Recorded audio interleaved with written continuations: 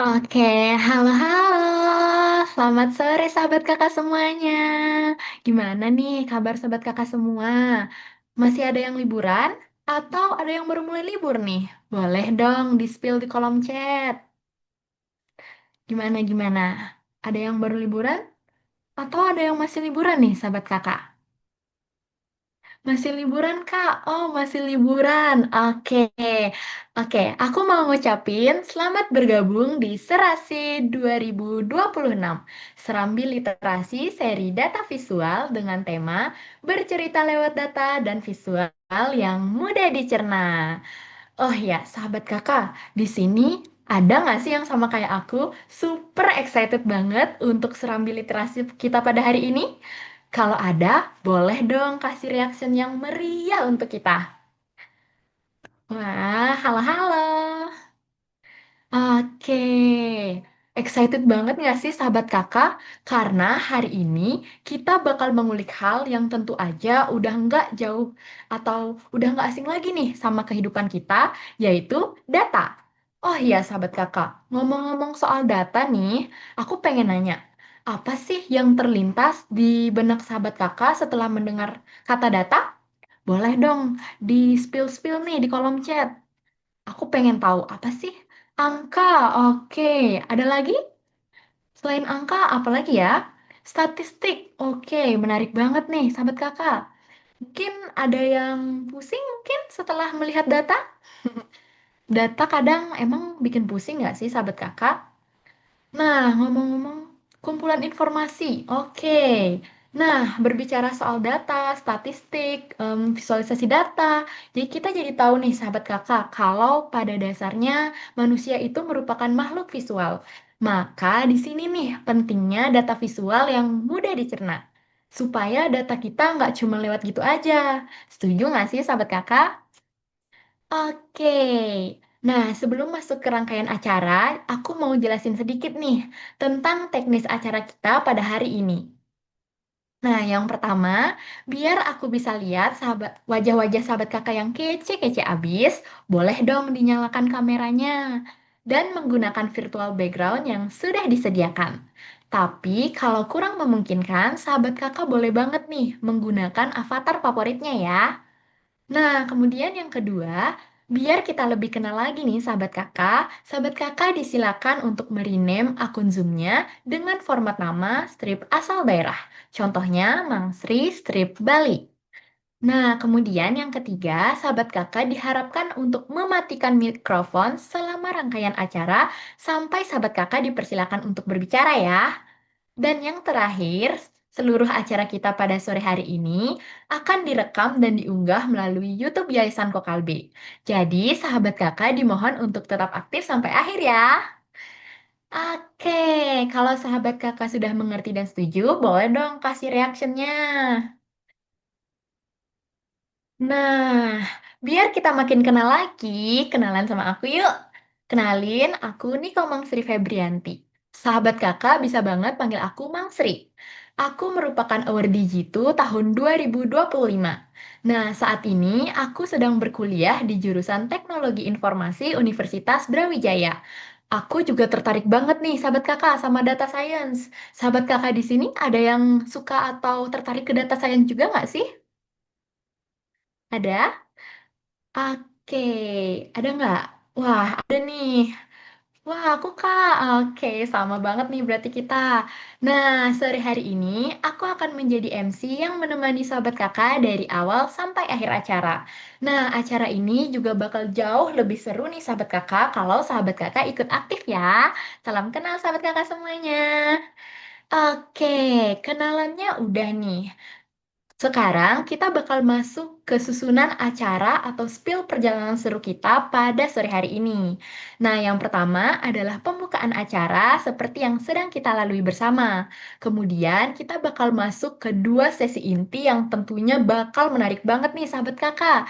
Yang mana diawali dengan data talk, cerita di balik angka, yang kemudian dilanjutkan dengan workshop dari angka menjadi cerita oleh narasumber keren kita nih. Nah, setelah itu bakal ada sesi Q&A dan juga quiz, dan juga sahabat kakak jangan lupa untuk menyiapkan cemilan dan catatannya ya. Nah, sahabat kakak, aku juga punya info menarik nih buat sahabat kakak. Karena sore hari ini kita ada social media challenge dengan tema Bagikan Insight-mu. Ini kesempatan yang menarik banget buat sahabat kakak untuk membagikan keseruan kita pada hari ini serta ilmu yang menginspirasi sahabat kakak semua. Caranya juga gampang banget nih sahabat kakak. Sahabat kakak hanya perlu membagikan foto atau video kegiatan serambi literasi kita pada hari ini dan ilmu serta inspirasi yang sahabat kakak dapatkan. Kemudian sahabat kakak diminta untuk menggunakan fitur Add Yours yang sudah disediakan di Snapgram YKK. Nah, pastikan juga akun sahabat kakak tidak di private ya, serta wajib tag dan mention at Yayasan Kokalbe serta menggunakan tagar hashtag Serambi Literasi dan hashtag Serasi Data Visual YKK. Kemudian, unggahan karya sahabat kakak itu paling lambat minggu besok, tanggal 26 Juli 2026, pukul 23.59 WIB ya sahabat kakak. Jadi jangan sampai kelewatan nih sahabat kakak. Karena pemenang dengan 3 story terbaik akan dihubungi untuk mendapatkan voucher e-wallet senilai masing-masing Rp20.000 dari tim Yayasan Kokalbe. Wah, menarik banget nggak sih sahabat kakak? Nah, jadi sahabat kakak jangan lupa untuk simpan screenshot keseruan kita pada hari ini sebagai bukti di link evaluasi nanti ya. Oke, sekarang kita kenalan lebih jauh yuk dengan program yang mempertemukan kita pada hari ini, yaitu Serasi atau Serambi Literasi. Nah, Serasi sendiri merupakan inisiatif dari Yayasan Kokalbe selaku organisasi filantropi yang bergerak di bidang pendidikan dan pemberdayaan perempuan nih, sahabat kakak, bertujuan untuk memperkuat kompetensi literasi pada para pemuda. Nah, kalau sesi sebelumnya kita udah ketemu di sesi literasi keuangan, maka pada hari ini kita ketemu lagi tentang literasi data. Nah, spesialnya lagi nih sahabat kakak, ruang belajar kita sore hari ini bisa terwujud karena dukungan dan kolaborasi dari komunitas Perempuan Papua. Komunitas yang bergerak di bidang edukasi dan pemberdayaan perempuan Papua. Wah, keren banget nggak sih sahabat kakak? Oleh karena itu, apresiasi dan terima kasih yang sebesar-besarnya untuk komunitas Perempuan Papua atas kolaborasinya hari ini. Nah, berbicara soal Yayasan Kokalbe nih, sahabat kakak, sampai tahun 2026 ini, dampak YKK udah luar biasa banget nih, sahabat kakak. Karena menjangkau lebih dari 1.100 penerima manfaat yang tersebar di 37 provinsi di Indonesia. Buat sahabat kakak yang nggak mau ketinggalan info beasiswa, program seru, atau update bermanfaat lainnya, jangan lupa follow dan kepoin semua sosial media kami di @yayasan Kokalbe ya. Nah, sahabat kakak semuanya, yuk kita ramaikan kolom chat dan kasih virtual applause yang paling meriah untuk Serambi Literasi hari ini dan komunitas perempuan Papua nih, sahabat kakak. Kita kasih applause yang meriah nih. Yuk, yuk. Oke. Nah, sekarang kita bakal masuk nih ke sesi yang udah dinanti-nanti banget pada sore hari ini, yaitu Data Talk, cerita di balik data. Oke, seperti yang sudah aku spill tadi, kita kedatangan narasumber yang keren banget nih, sahabat kakak. Nah, ini dia narasumber hebat kita, yaitu Kak Farah Olivia Rumere. Halo Kak Farah. Hai hai Mang Sri, hai hai teman-teman semua. Oke, aku izin memperkenalkan dulu ya Kak Farah. Nah, Kak Farah sendiri merupakan founder Perempuan Papua sekaligus data scientist at DT Global, learning instructor and curriculum specialist bidang AI di Marcoding atau Mari Kita Coding, Master Applied Data Science di University of Chicago, Amerika Serikat selaku penerima beasiswa LPDP dan merupakan sarjana matematika murni Universitas Indonesia. Waduh, keren banget nggak sih sahabat kakak narasumber kita? Oke, Kak Farah gimana nih kabarnya Kak Farah hari ini? Kabarnya baik, sangat senang bisa Eh, menghabiskan malam minggu bersama teman-teman. Oke, Kak Farah udah siap belum nih Kak untuk membagikan insight menarik ke sahabat kakak semuanya pada hari ini? Sudah sangat siap, excited. Oke, sahabat kakak juga kayaknya udah antusias banget nih Kak Farah buat untuk mendengarkan cerita dari Kak Farah. Nah, tanpa berlama-lama lagi, langsung saja waktu dan layar aku sepenuhnya persilakan kepada Kak Farah. Silakan Kak. Makasih Mang Sri, makasih juga buat teman-teman yang di belakang layar. Again, halo teman-teman semua yang sudah menyediakan waktu di hari Sabtu ini dan sangat produktif ya menuju malam minggu, tetapi apa sangat semangat untuk belajar kayak gitu. Tadi Mang Sri sudah membuka dengan pertanyaan apa itu data, terus ada yang share terkait data itu statistik, data itu kumpulan informasi, data itu angka, tidak ada jawaban yang benar, tidak ada jawaban yang salah. Betul sekali. Jadi ketika kita bicara soal data, data merupakan kumpulan-kumpulan informasi dan data itu bisa berupa angka, data itu bisa berupa cerita, data itu bisa berupa gambar juga. Jadi data itu bisa apa saja selama dia memberikan informasi itu adalah sebuah data. Jadi apapun yang ada di sekitar kita itu sebenarnya secara tidak langsung merupakan data. Oke, aku izin share screen teman-teman. Mungkin sembari share screen, aku pengen banget tahu teman-teman di sini apakah ada yang punya background di bidang sains atau ada yang backgroundnya di bidang sosial atau mungkin sastra, biar aku bisa kayak paham kira-kira background teman-teman seperti apa.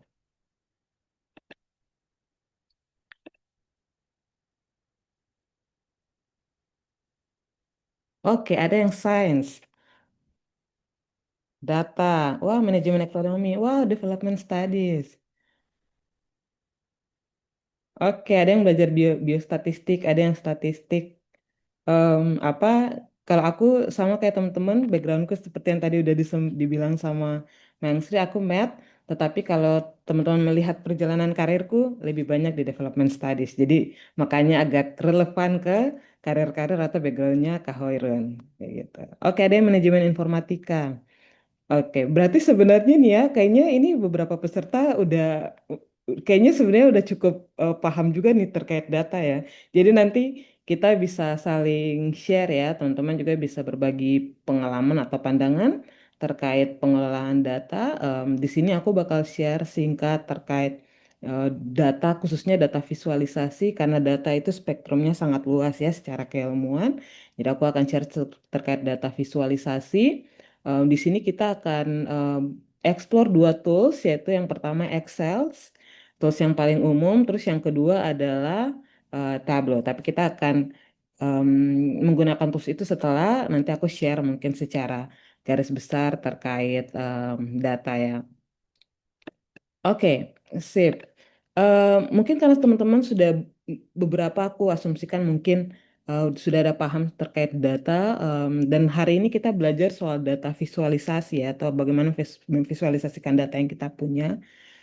Kenapa itu sangat penting? Karena ketika kita memiliki data, kadang tidak semua data tuh mudah untuk kita pahami ya artinya gitu. Sehingga muncullah terminologi yang namanya data visualisasi, yang dimana tujuannya adalah untuk melakukan storytelling atau menceritakan apa sih data tersebut, apa sih yang mau disampaikan oleh data itu gitu. Karena data itu seperti yang tadi ada teman-teman yang mention, data itu adalah kumpulan informasi, sehingga informasi itu perlu untuk menjadi informasi yang bermakna, sehingga kita perlu untuk menyajikannya secara komprehensif atau secara baik. Cara menyajikan data tuh banyak, ada data visualisasi, menyajikan data juga bisa melalui cerita, menyajikan data juga bisa melalui apa misalkan kayak kalau di sosial media melalui Reels itu juga cara-cara menyajikan data gitu. Nah, dari yang aku bakal share hari ini secara khusus data visualisasi adalah mungkin cara penyajian data yang lebih akademis yang mungkin bisa teman-teman gunakan untuk kebutuhan kayak kuliah atau kerja teman-teman. Nah, kenapa data visualisasi itu penting? Itu supaya kita bisa lihat apa sih yang sebenarnya terjadi. Jadi dalam konsep data visualisasi itu ada em, tiga domain yang perlu kita lihat lebih dalam. Yang pertama what, so what, and now what gitu. Jadi kayak kita dari data kita melihat apa yang terjadi, terus setelah kita tahu apa yang terjadi, kita harus tahu kayak mengapa itu penting atau mengapa itu terjadi. Baru kita lihat tindakan selanjutnya tuh seperti apa. Misalkan dalam kasus ini kita memiliki data di mana kita tahu bahwa tingkat partisipasi kerja perempuan di Kalimantan tuh turun 5%. Terus kalau misalkan kita sudah tahu data tersebut, apa yang mengapa itu penting gitu ya? Nah, jawabannya adalah setelah kita tahu data tersebut kita perlu tanyakan mengapa itu penting. Em, Jawabannya adalah artinya kita melihat perempuan mungkin semakin sedikit ya masuk di pasar kerja karena tingkat partisipasi kerja itu kan menggambarkan kondisi eh, seberapa banyak perempuan itu terjun di pasar kerja atau bekerja aktif bekerja atau tidak di luar dari mungkin menjadi ibu rumah tangga atau mungkin bekerja di sektor-sektor informal karena indikator tingkat partisipasi kerja itu dia merepresentasikan berapa banyak perempuan atau berapa banyak seseorang beberapa banyak apa masyarakat itu masuk ke sektor-sektor kerja yang formal kayak sektor kerja formal kayak gimana kayak PNS atau enggak mungkin di sektor swasta em, ya PNS atau sektor swasta itu merupakan contohnya. Nah setelah kita tahu kenapa itu penting lalu apa tindakan selanjutnya.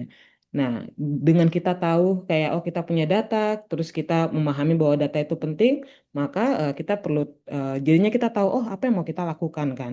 Nah, dengan data yang kita punya terkait partisipasi kerja perempuan di Kalimantan turun, jadinya kita bilang bahwa oh mungkin kita perlu nih buat program peningkatan keterampilan digital atau mungkin program peningkatan-peningkatan tertentu. Jadi itu mungkin sebagai gambaran ya, sebagai awalan bahwa kenapa penting sekali memahami data dan memvisualisasikan dan menceritakan data tersebut. Lalu kalau kita bicara soal data visualisasi, eh, banyak prinsip data visualisasi, tapi mungkin yang boleh aku kayak capture atau aku ringkaskan selama pengalaman kerjaku adalah setiap memvisualisasi data, aku fokus ke yang pertama adalah satu grafis itu satu pesan. Misalkan di contoh sebelumnya kita bicara soal tingkat partisipasi kerja. Berarti ketika kita punya data tersebut ya kita coba sajikan di dalam satu grafis supaya kita bisa memahami oh begini kondisi tingkat partisipasi kerja. Bisa jadi teman-teman punya pandangan yang berbeda dan itu bisa menjadi use case yang berbeda juga. Terus yang kedua adalah pilih chart yang sesuai. Kalau teman-teman lihat di bagian kanan ada dua contoh chart, bad chart, chart yang mungkin em, bukan chart yang buruk tapi chart yang mungkin kurang tepat atau belum tepat dan chart yang baik.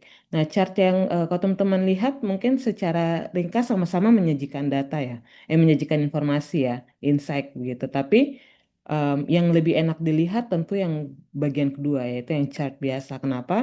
Karena lebih simple dan juga lebih tidak tidak menumpuk gitu. Jadi secara ringkas kita bisa lihat, oh ini situasinya seperti bagaimana. Terus jangan terlalu banyak warna karena semakin banyak warna dalam memvisualisasi data, em, jadinya apa kurang.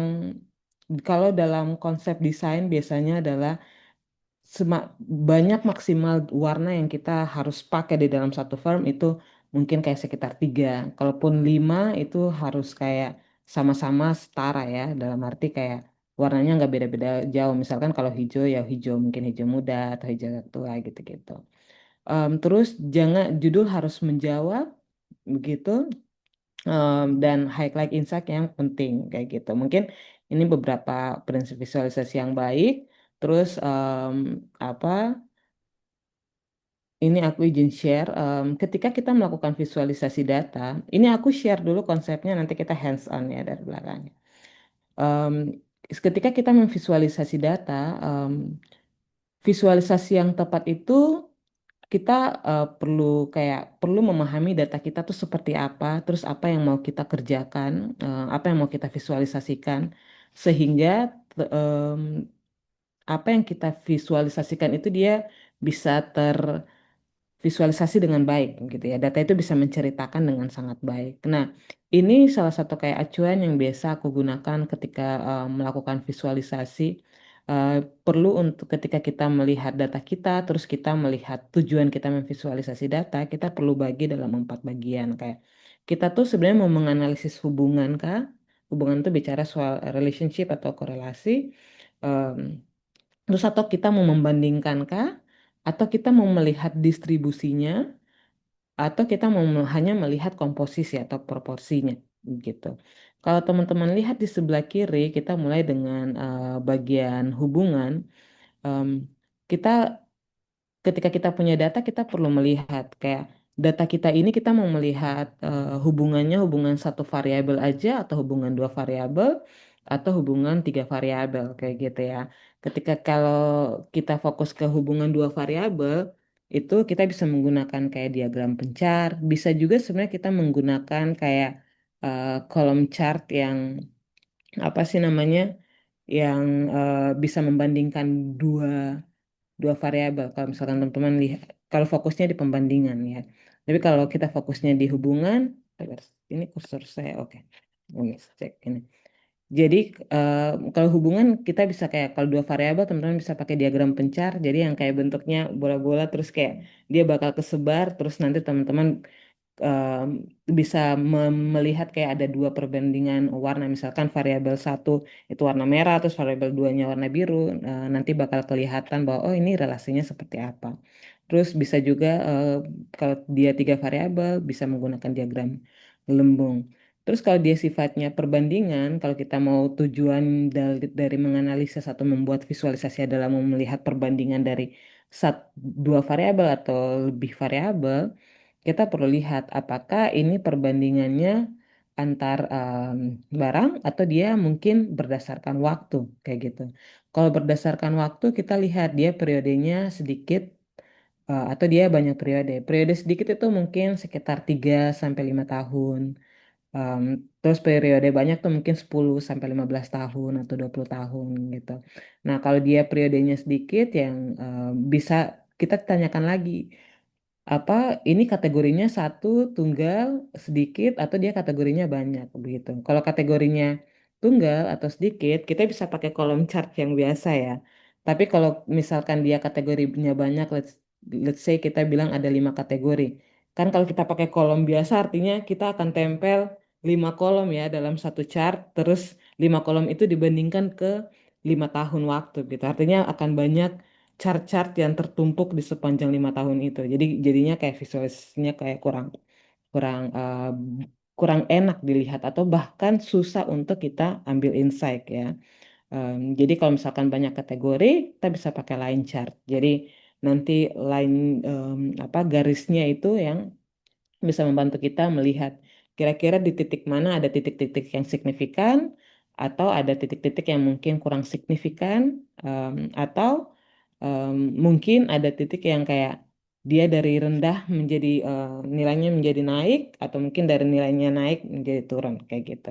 Itu kalau sedikit periodenya. Kalau banyak periode ada yang namanya diagram area melingkar. Sebenarnya ini tuh jarang banget dipakai apa kayak diagram area melingkar apalagi kalau kayak di konteks-konteks kerja ya karena biasanya kalau konteks kerja analisisnya mungkin ya 5 tahun gitu. Kalau datanya data non siklis itu kita bisa menggunakan line chart kalau periodenya banyak.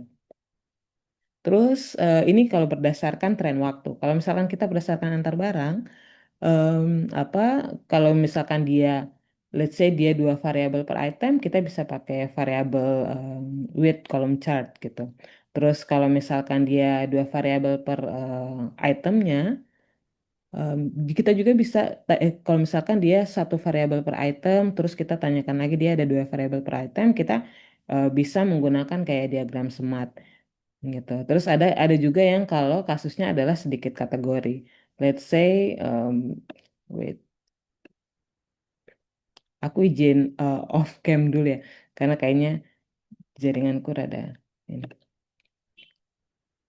Nah, kalau misalkan dia sedikit kategori, terus dia banyak barang, kita bisa saja membuat kayak bar chart, tetapi yang beberapa chart berbeda yang bisa kita bandingkan gitu. Kalau misalkan sedikit barang, berarti kita bisa menggunakan column chart. Jadi beberapa chart yang paling umum digunakan itu adalah kayak bar chart, column chart. Selama teman-teman menguasai itu, terus line chart gitu-gitu. Selama teman-teman menguasai itu sangat akan sangat membantu teman-teman untuk memvisualisasikan data atau informasi yang teman-teman punya. Itu dari hubungan dan perbanding. Kalau tujuan teman-teman melakukan perbandingan, kalau tujuannya untuk melihat distribusi, em, kembali teman-teman perlu lagi melihat variabel. Variabelnya ini apa?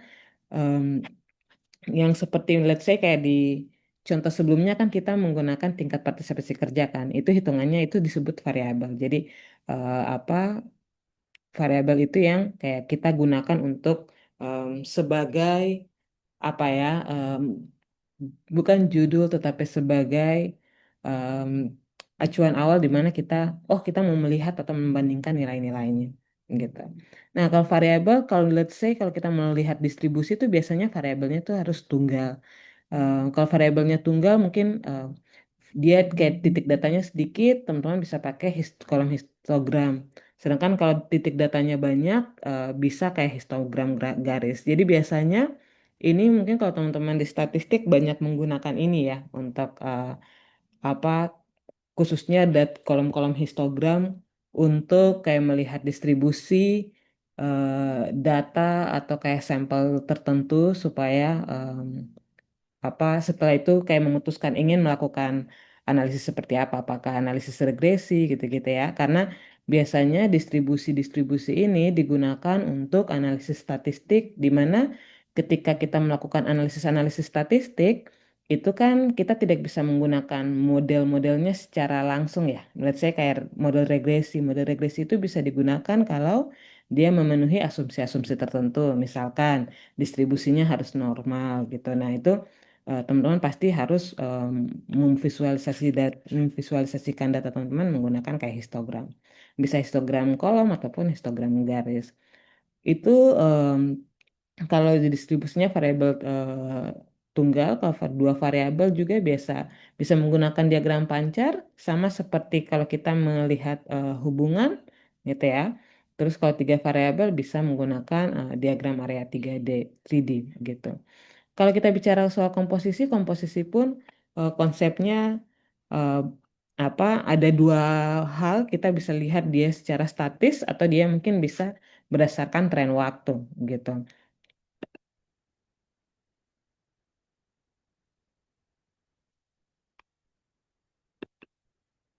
Oke, wait. Memang kalau misalkan suaraku hilang-hilang nanti info ya, Mang Sri bantuannya kalau ini ya suaraku hilang-hilang. Karena biasanya kayak kalau aku udah agak nge-lag di sini agak ini.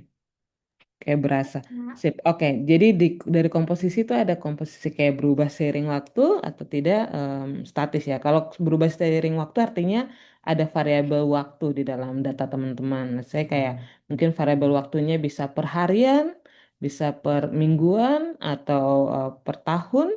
Jadi angka-angkanya mungkin angka tahunan atau angka-angkanya bisa sedetail kayak sampai di level punya tanggal-tanggalnya kayak gitu.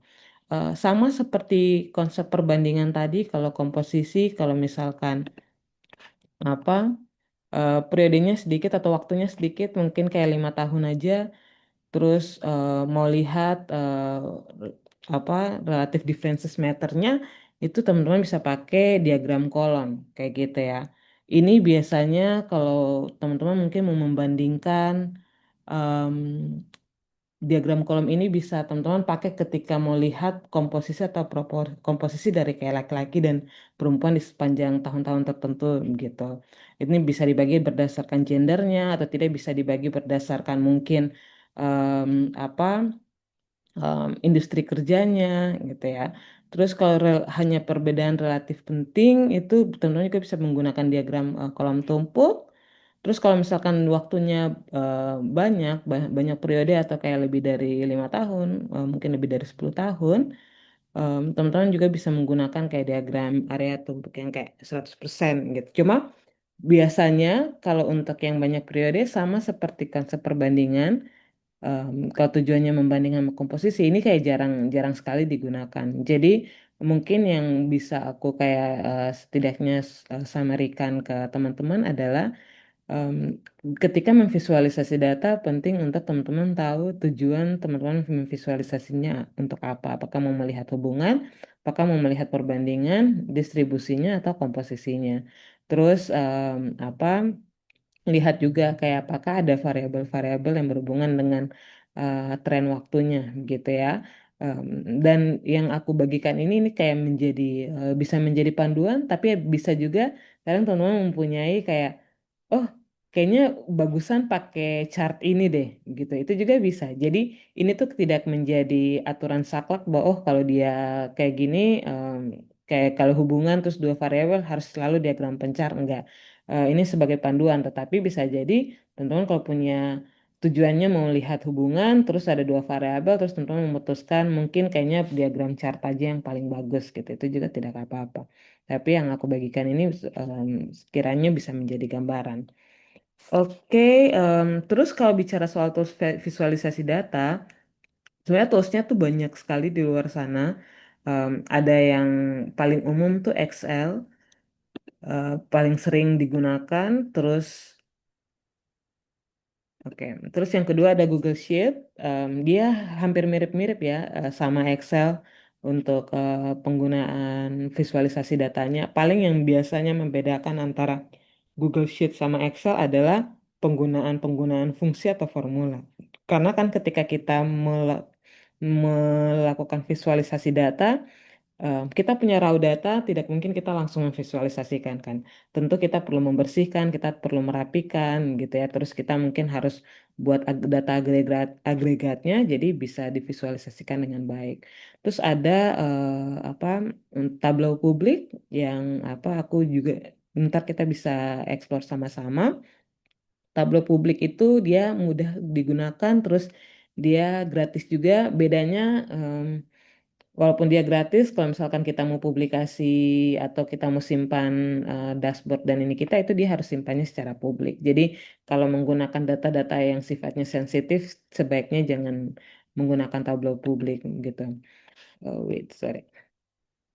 Terus ada Power BI. Power BI ini em, dia sebenarnya untuk dashboard bagus banget, tetapi dia nggak terlalu mudah semudah Tableau, walaupun sebenarnya bentuknya mirip.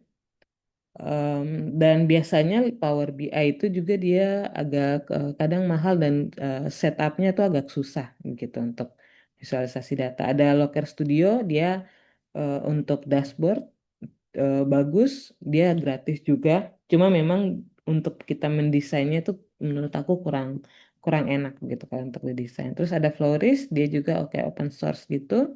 Terus Canva juga bisa teman-teman gunakan. Aku lihat dia ada fitur kayak table. Terus dari situ bisa bikin kayak pie chart atau bar chart gitu-gitu.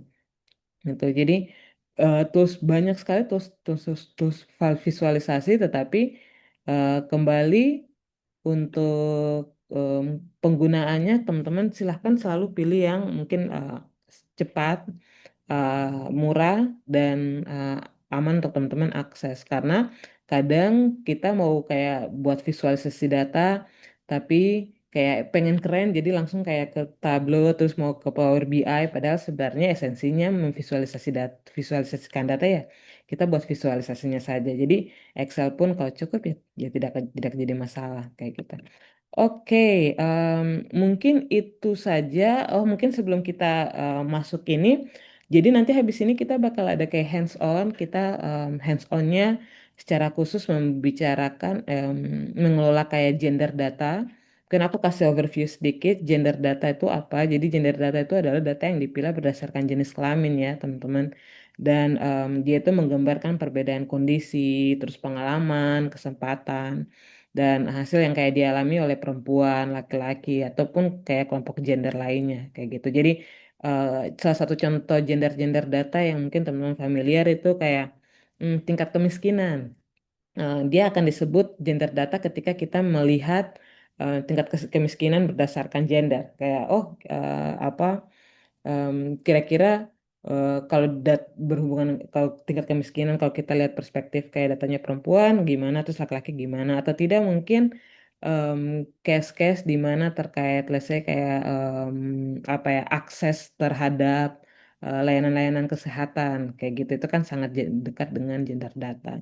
Terus yang perlu dipahami adalah gender data itu ketika kalau kita punya data, tidak semua data yang kayak memiliki kayak kolom jenis kelamin ya, itu dia otomatis jadi gender data. Jadi gender data tuh dia selalu berhubungan dengan pengalaman, terus berhubungan dengan kayak apa ya, akses kesempatan gitu. Jadi ketika kita menganalisis sesuatu yang berhubungan dengan kayak kita melihat gap atau tidak akses yang dimiliki perempuan atau akses yang dimiliki laki-laki, itu adalah contoh-contoh analisis gender data.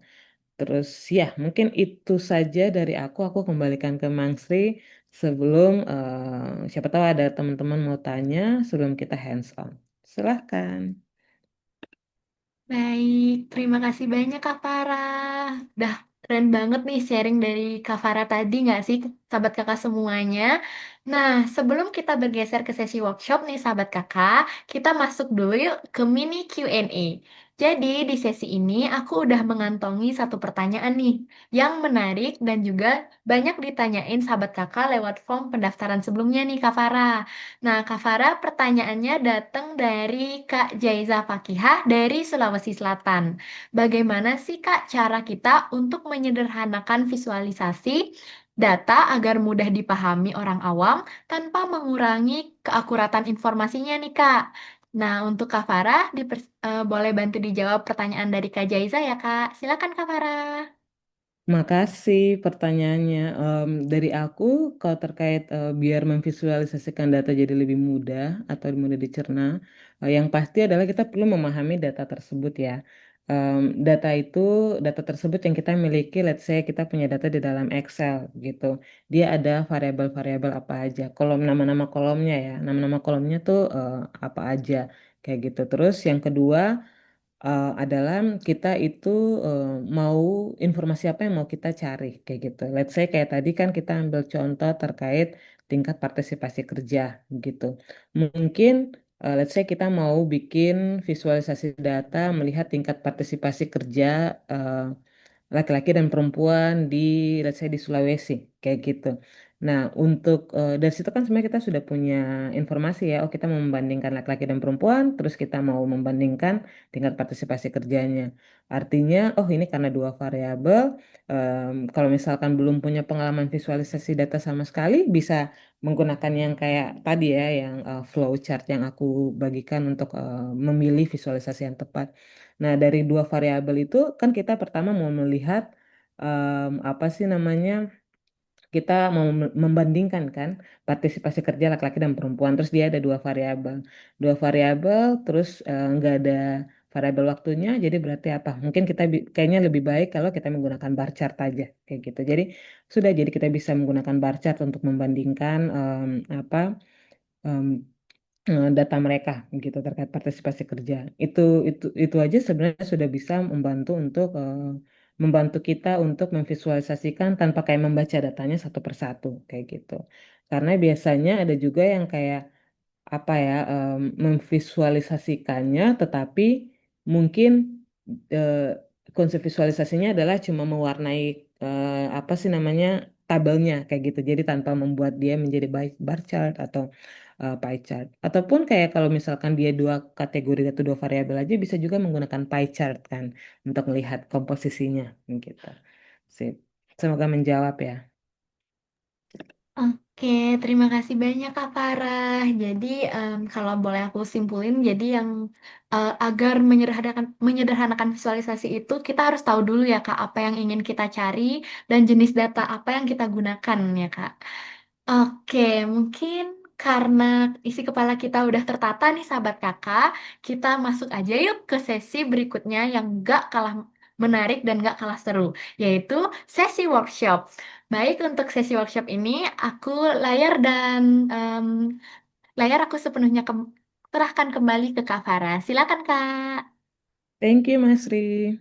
Oke, aku izin share screen kembali.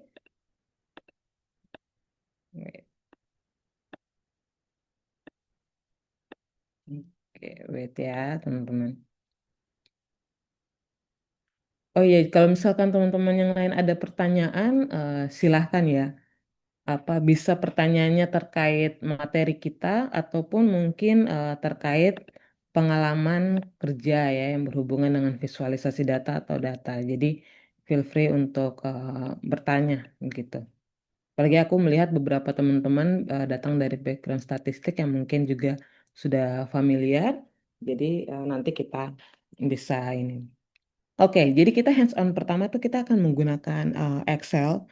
Jadi use case kita adalah gender data. Kita akan melihat bagaimana keterwakilan perempuan dan pemerintah dalam pemerintahan atau ekonomi ya. Apa ini judulnya kelihatannya wow sekali, tapi sebenarnya datanya hanyalah data negara, terus data benua, terus data tahunnya tuh cuma tahun 2024.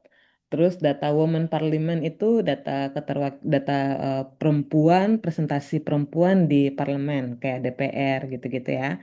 Terus ada Women Minister tuh data perempuan yang menjadi menteri. Terus GDP per kapita itu bicara soal apa ekonomi negara sama female labor force ini bicara soal ketenaga kerjaan ya, ketenaga kerjaan perempuan kayak gitu. Sip, mungkin sebelum apa aku ya kita share ke hands on. em, Kira-kira dari teman-teman ini nggak ada yang mungkin mau sharing nggak? Ini kan kita punya data. Kira-kira menurut teman-teman, kalau teman-teman punya data seperti ini, apa yang akan teman-teman lakukan? Visualisasi seperti apa yang teman-teman mau buat? Terus tujuannya seperti apa? Gitu. Ada yang mau share nggak sembari aku siapin ini?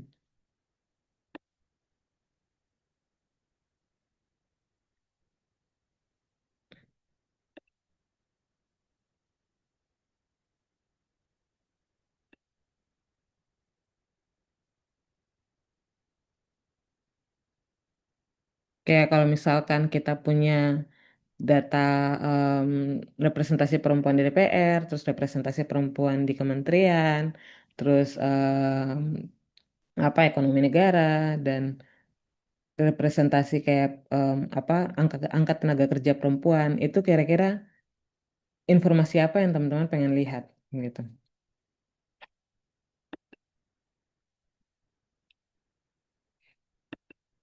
Kayaknya kayaknya langsung pada berpikir keras ya.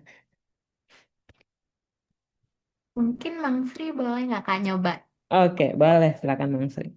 Kalau dari data, kayaknya Mang Sri pengen lihat fluktuasi atau bagaimana sih peningkatan atau bagaimana kondisi dari perempuan ketika keterwakilan perempuan terutama dalam pemerintahan dan ekonomi. Jadi bagaimana peningkatannya, bagaimana naik turunnya di setiap daerah atau ya di setiap country gitu Kak. Terima kasih Kak Kara. Nice Bang Sri, thank you. Berarti ini ya apa mau lihat bisa tren, eh, bisa juga mungkin perbandingan antar negara ya. Kira-kira trennya seperti bagaimana. Oke, mungkin kalau teman-teman ada akses, kita bisa nanti buka ini sama-sama ya. Sorry. Kita bisa buka Excelnya sama-sama.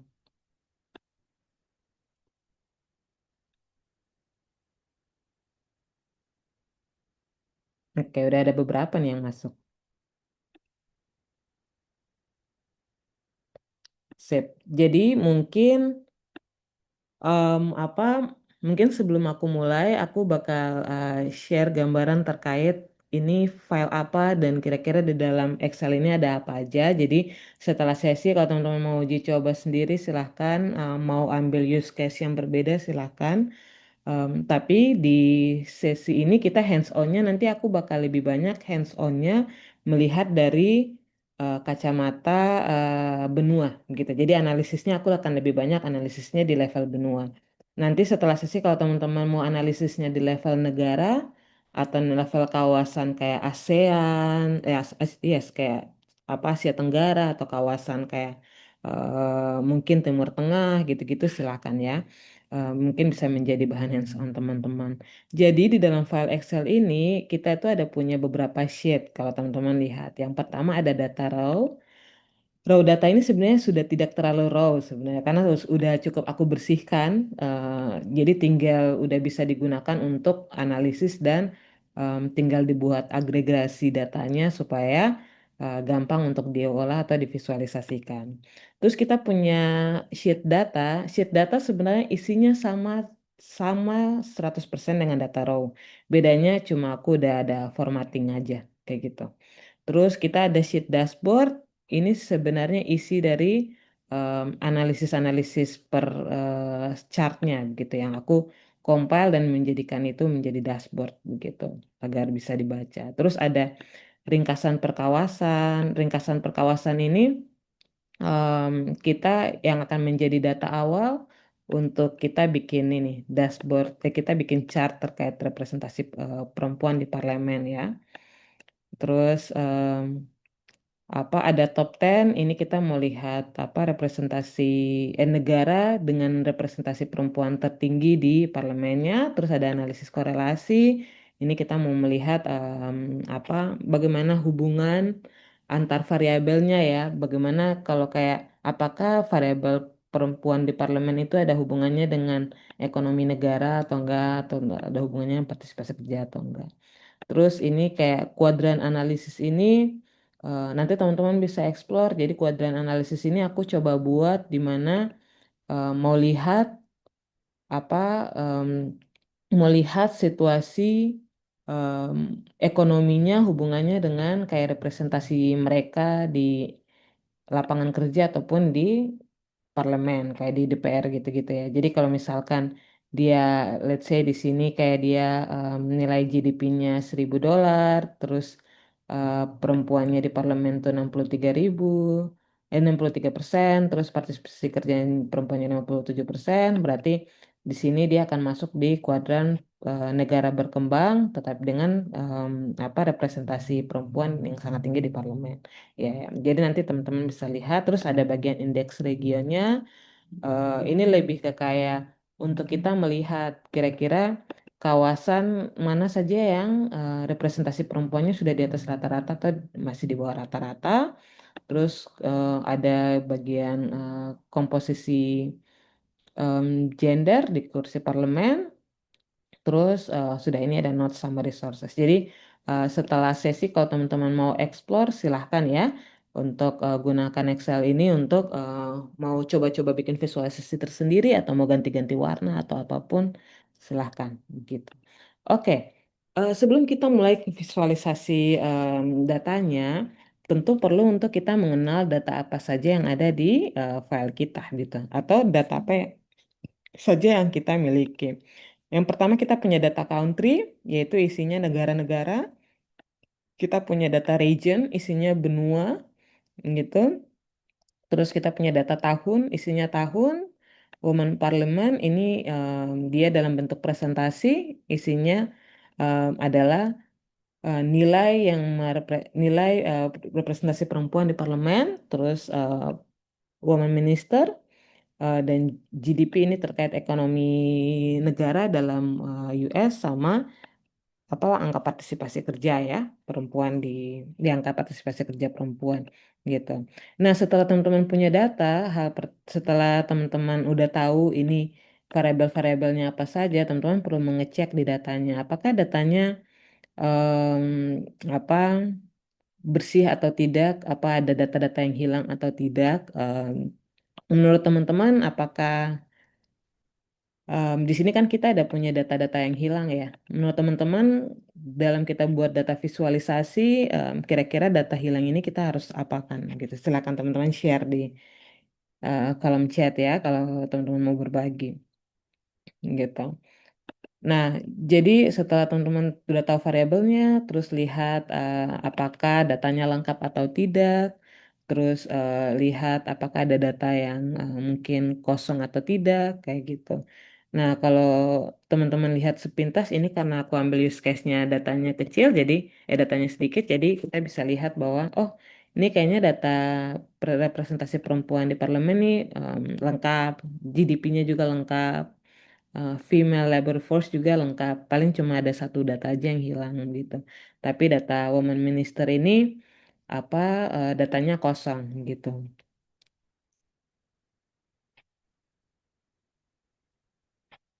Oke, wah nice. Ini dari Mang Sri katanya dinormalisasi.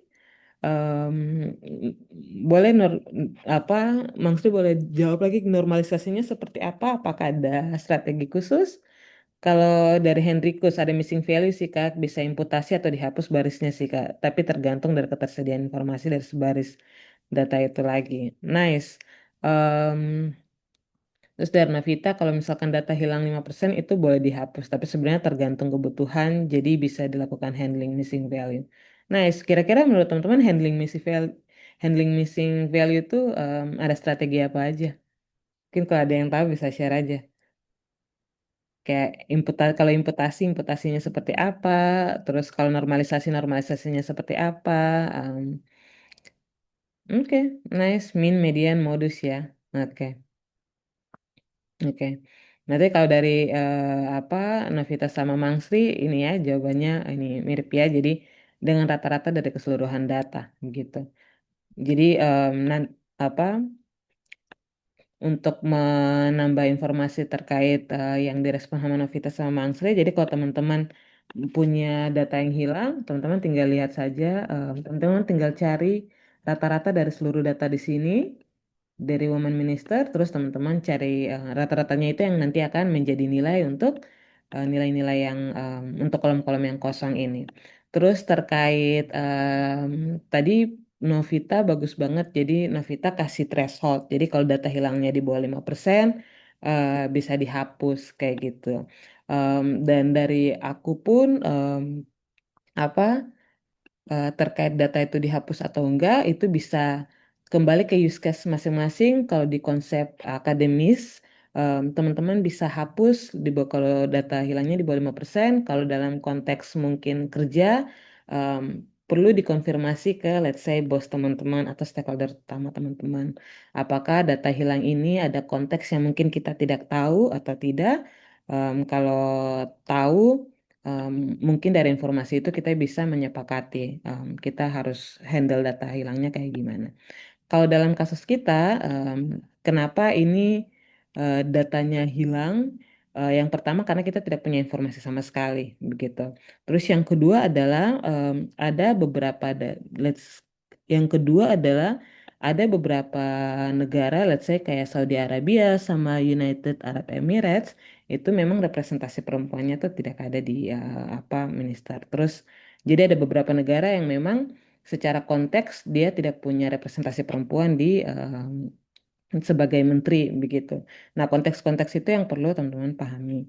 Tapi itu biasanya sangat berguna untuk selain visualisasi. Visualisasi data mungkin tidak terlalu, tapi untuk analisis lebih lanjut ya terkait mungkin intervensi-intervensi yang berhubungan dengan pengambilan kebijakan yang lebih mungkin lebih high level lagi. Sip. Jadi kita karena sudah punya data ini em, sebenarnya setelah itu kayak beberapa visualisasi sederhana dari data yang mungkin kayak tanpa teman-teman ubah dari chart gitu-gitu adalah yang aku biasa suka explore adalah menggunakan format bersyarat gitu yang ada di menggunakan format bersyarat yang ada di Excel kayak gitu kalau teman-teman menggunakan format terus net format bersyarat dan menggunakan kayak skala warna. Di sini tuh teman-teman bisa kayak melihat kira-kira sebarannya seperti apa gitu. Ini coba saya pakai 3 warna gitu. Nah, biasanya saya sebelum kayak memvisualisasikan lebih jauh, suka kayak ngelihat aja gitu. Oh, ini menggunakan format bersyarat, jadi bisa melihat angka-angka apa negara-negara dengan kayak partisipasi perempuannya di parlemen yang tinggi yang mana aja, terus yang rendah yang mana aja gitu. Terus teman-teman juga bisa sortir ya. Kayak oh mungkin bisa disortir berdasarkan yang representasinya paling rendah gitu ya atau ke representasinya paling tinggi gitu. Gini. Ini kan 63% artinya banyak representasinya ya. Ini kayak dari Rwanda, Nicaragua. Ini kayak bisa dibilang kayak top 10-nya kayak gitu ya.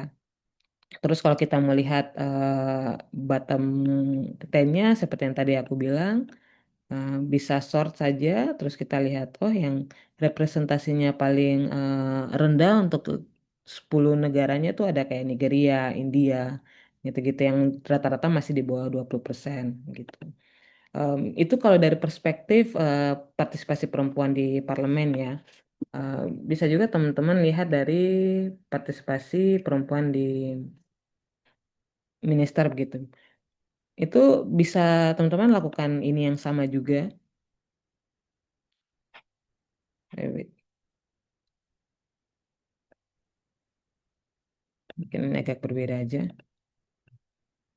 Oh iya, ini kan aku lihat ada beberapa yang ada 10 orang yang login ya.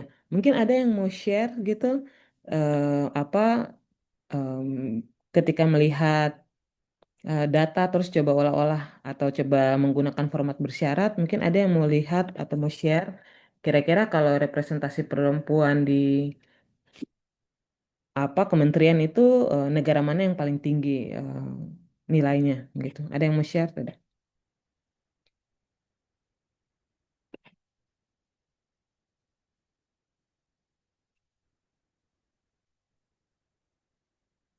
Jangan malu-malu ya teman-teman.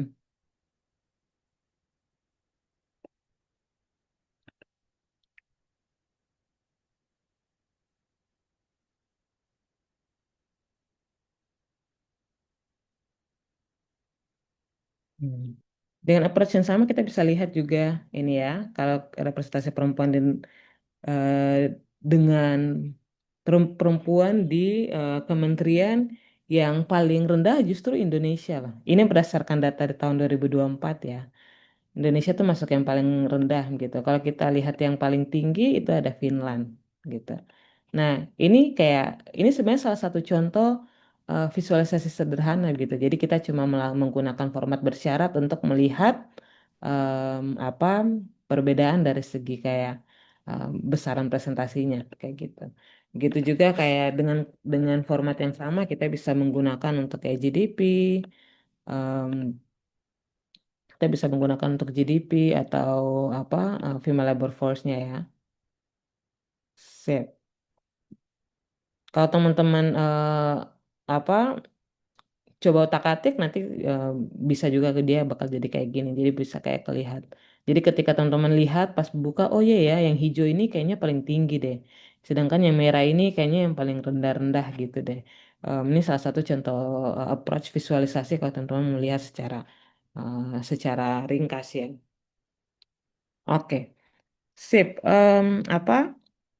Ini karena aku udah buat dashboardnya, jadi aku pengen share aja terkait dashboardnya. Nah, ini kan ketika kita bikin visualisasi data atau kayak kita bikin dashboard, kita perlu tahu ya, kira-kira kita tujuannya tuh seperti apa gitu dari data-data yang kita punya. Data-data yang kita punya di sini kan kita punya data keterwakilan perempuan ya, representasi perempuan gitu. Terus dengan GDP negara sama ketenaga kerjaan. Artinya ini dua variabel ini merepresentasikan variabel politik, terus dua variabel ini merepresentasikan variabel ekonomi gitu. Artinya kita mau melihat bahwa oh kita kayaknya dengan data yang kita punya kita bisa melihat deh kira-kira keterwakilan perempuan mungkin dari aspek pemerintahan atau mungkin dari aspek kayak ekonomi itu seperti bagaimana. Lalu mungkin kita bisa em, mulai dulu dengan kayak melihat rata-ratanya dulu ya. Jadi kayak oh mungkin kita perlu deh lihat em, rata-rata dari eh, apa perempuan di parlemen itu sebanyak apa, terus em, perempuan di kabinet kementerian itu sebanyak apa, terus partisipasi angkatan kerjanya rata-ratanya seperti apa, dan negara dengan kayak representasi perempuannya lebih dari 30% itu seperti apa, kayak gitu. Nah, tentu data ini kan data yang masih sangat raw ya, perlu untuk kita buat ringkasannya seperti rata-ratanya seperti apa gitu-gitu ya. Nah, di sini aku coba buat untuk bikin ringkasannya em, per benua gitu ya. Region di sini tuh per benua gitu. Kalau teman-teman lihat di Excel kan tuh kayak sudah menjadi ini udah menjadi tabel yang jadi ya. Tapi bagaimana menghitungnya tuh teman-teman tinggal klik aja di masing-masing kolom, nanti akan ada muncul em, apa formulanya gitu. Mungkin yang aku bisa share terkait bagaimana menghitungnya ini. Oke, wait. Ini aku copy ini. Oh, nggak usah copy. Jadi untuk menghitung rata-rata kan kita mau melihat rata-rata perempuan di parlemen tapi berdasarkan region ya. Nah, berdasarkan region, kalau teman-teman lihat, ini aku pakai formula yang namanya average if ya. Jadi average if ini aku pengen ngelihat kira-kira, jadi tujuannya adalah di sini aku pengen menghitung rata-rata representasi perempuan di parlemen, tapi dia dia regionnya tuh harus dia benuanya tuh harus dari Afrika kayak gitu. Jadi makanya kenapa di formulanya aku menggunakan average if karena mau ada conditionnya. Conditionnya adalah Afrika gitu atau di benua tertentu begitu. Nah, di sini terus setelah menggunakan average if aku blok dulu datanya, data mana yang perlu dihitung. Kalau di sini teman-teman lihat dari D2 sampai D59 dari data. Jadi data ini tuh mengacu ke data ini ya. Mengacu ke data ini terus data terus D2 sampai D59 itu mengacu ke sini. Kalau teman-teman lihat kan Women Parliament tuh datanya di D2 sampai di D59 kayak gitu ya. Jadi ini D2 sampai D59 di sini. Nah, karena aku mau hitung rata-ratanya, jadi aku panggil di sini. Ya. Jadi ininya sama dengan average if, terus data, terus aku blok data yang mau aku cari rata-ratanya, terus apa dari data tersebut aku panggil lagi, tetapi dengan condition bahwa dia itu harus A2. A2 dalam arti ini. Atau kalau ya dengan condition, wait sorry ya. Dengan conditionnya adalah em, data-data tersebut itu regionnya itu harus nih A2 ya. Gitu. Wait, sorry.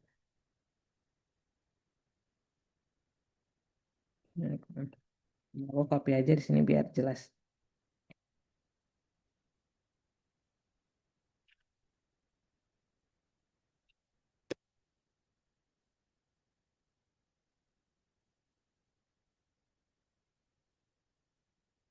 Ini ya.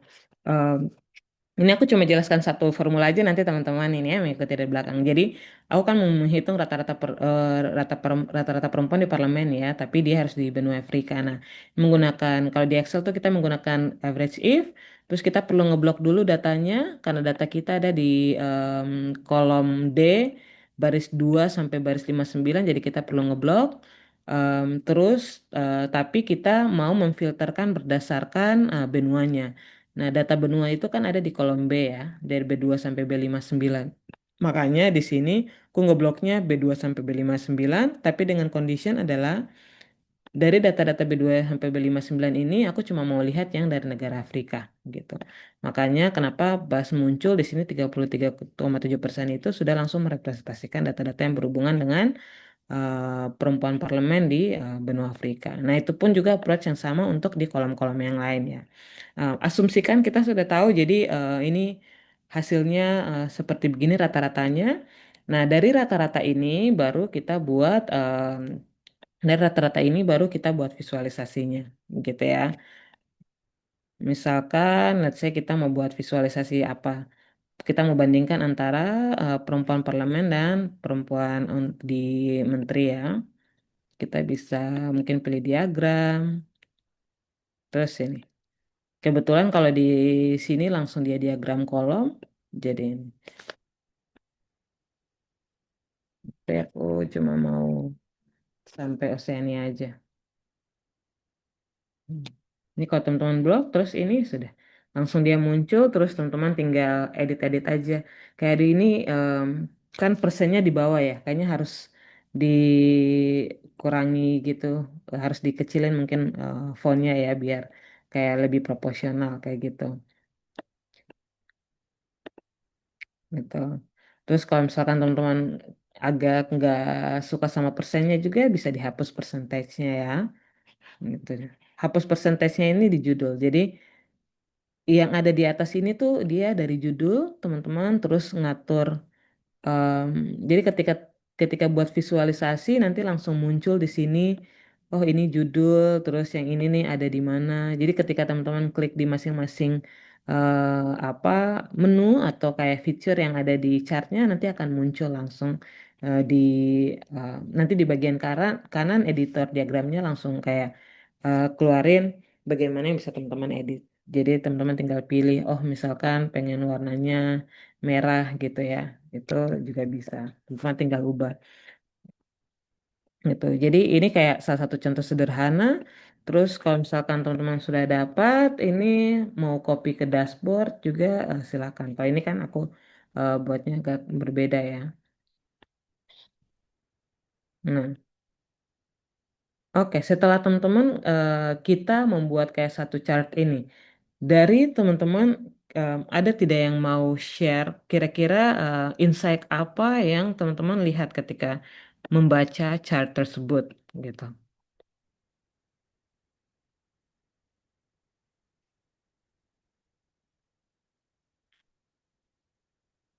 Ada yang mau share?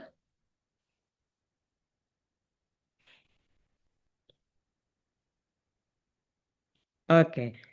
Apa mungkin aku share ya. Jadi kalau teman-teman lihat ini kan kita membandingkan representasi perempuan di parlemen sama representasi perempuan yang di kementerian ya atau perempuan yang menjadi menteri begitu. Kalau teman-teman lihat chart biru seperti kelihatannya lebih rendah ya dari chart merah ya. Artinya apakah bisa begitu kita berasumsi bahwa oh mungkin representasi perempuan di politik itu belum setinggi itu dibandingkan representasi perempuan di pemerintahan gitu. Karena kalau parlemen kan tuh artinya dia melalui proses politik ya. Sedangkan kalau menteri bisa jadi dia menteri yang berhubungan dengan menteri dia karena berkarir memang dari PNS menjadi menteri atau mungkin dia eh, menteri karena mungkin dari backgroundnya relevan gitu ya atau mungkin dari network jadi itu bukan kayak dari secara ini tidak ada event politik yang ngebentuk tetapi kalau parlemen pasti harus ada kayak voting gitu-gitu kan. Nah dari data ini kan kita bisa melihat bahwa oh em, kayaknya representasi perempuan tuh di parlemen tidak setinggi itu deh. Mungkin jadinya rekomendasi kita adalah oh, mungkin kayaknya kita perlu banyak mendorong partisipasi perempuan di parlemen dengan mungkin melakukan pelatihan gitu-gitu. Itu adalah salah satu contoh kayak kita membaca data secara sederhana. Oke, aku kayaknya waktuku tinggal sedikit ya. Oke. Aku geser ke kayak top 10 dulu ya. Let's say kayak kita eh, pengen fokus ke kayak representasi perempuan di 10 negara besar kayak gitu. Ini kita lihat, ini asumsikan aku udah kayak filtering yang dari tadi ya, menggunakan filter itu terus dapat nilainya segini. Tapi kalau teman-teman klik juga sudah ada rumusnya sih yang aku masukin, yang bisa teman-teman explore. Nah, di sini kita lihat bahwa oh representasi perempuan di negara-negara ini cukup tinggi untuk di parlemen kayak gitu. Kira-kira kalau misalkan kita bikin visualisasi datanya, let's say. Oke, saya kita bikin ini aja. Mm-mm. Face datanya. Nah, dari sini kan kita melihat bahwa oh, ini 10 negara dengan representasi perempuan di parlemen itu lebih tinggi. Mungkin lesson learn atau insight yang kayak bisa kita ambil adalah oh, mungkin kalau negara-negara lain ingin belajar atau studi banding ke negara-negara ini, mereka studi banding terkait representasi perempuan untuk atau mendorong representasi perempuan di parlemen, berarti bisa studi banding ke negara-negara ini, kayak gitu. Itu salah satu contoh untuk kita ambil kita apa ya menggunakan data, memvisualisasikan data dan mengambil insight. Nah, aku langsung ke dashboard aja. Apa ini contoh-contoh bagaimana data yang dari raw data, terus kita memvisualisasikan eh, hasilnya seperti begini. Kalau raw datanya saja, kalau kita lihat jadinya kayak banyak data jadi bingung ya. Tetapi ketika itu menjadi dashboard dan ini teman-teman jadi kayak ngeliat, oh sudah ada ringkasan kayak rata-ratanya nih, terus Kita juga bisa melihat perbandingan antara perempuan di parlemen sama menteri, terus kita bisa melihat top negara yang punya representasi perempuan yang tinggi. Terus kita juga bisa menggunakan kayak analisis korelasi, jadi melihat visualisasi korelasinya, atau kita juga bisa lihat kayak mungkin distribusi kasar dari partisipasi ke angkatan kerja perempuan di masing-masing kawasan. Dari sini kan kita lihat kayak oh Asia partisipasi kerja perempuannya masih sangat rendah, Afrika sudah sangat tinggi dan Oseania sudah sangat tinggi kayak gitu. Oke, Bang Sri, aku mau konfirmasi.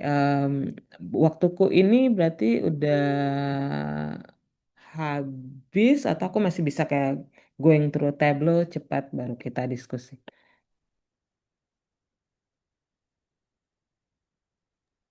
Ah, Kak Farah boleh lanjut dulu selama Oke, 10 menit ya, Kak? oke, siap. Sip, oke. Itu mungkin teman-teman contoh ini ya, visualisasi data kalau misalkan kita mau pakai apa Excel gitu. Nah, selanjutnya aku pengen kenalin kalau ada tools lain yang namanya Tableau. Em, Nanti aku minta bantu teman-teman teman-teman Serasi juga ya, Mako Kalbe untuk bantu share link yang tadi aku share. Eh, jadi di sini ada panduan kelas yang aku share untuk kalau teman-teman yang baru pertama kali menggunakan Tableau. Silahkan.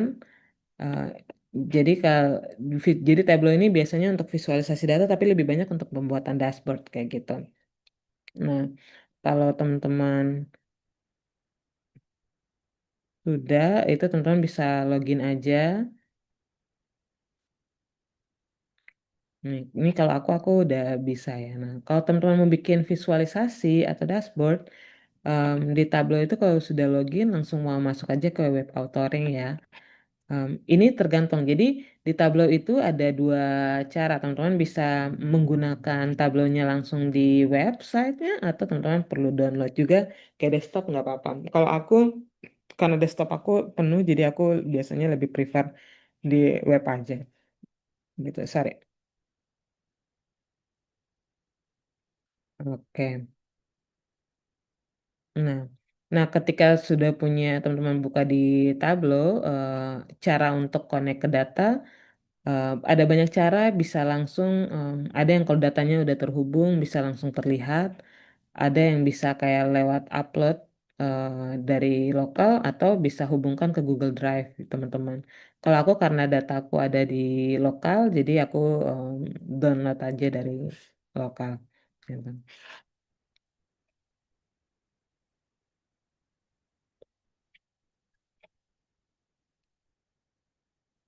Nah. Jadi kalau data ini file yang sama ya yang tadi kita pakai di Excel. Karena kebetulan di Excel tuh data kita ada di dalam sheet data. Jadi teman-teman tinggal tarik aja data terus tarik ke sini nanti dia otomatis ketarik gitu ya.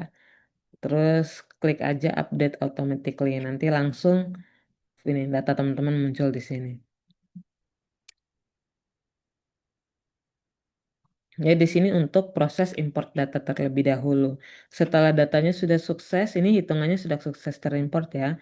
Teman-teman tinggal klik aja sheet satu untuk masuk ke sheet di mana teman-teman bisa membuat visualisasi datanya. Oke, ini dia lagi import. Jadi,